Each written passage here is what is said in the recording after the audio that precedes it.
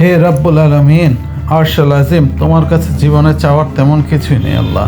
চাওয়ার অবশ্য শেষও নেই আল্লাহ। আমাদের জীবনের অন্যতম চাওয়া আমাদেরকে অন্তত 100 বার হজ আর অসংখ্যবার উমরা করার তৌফিক দান করো আল্লাহ।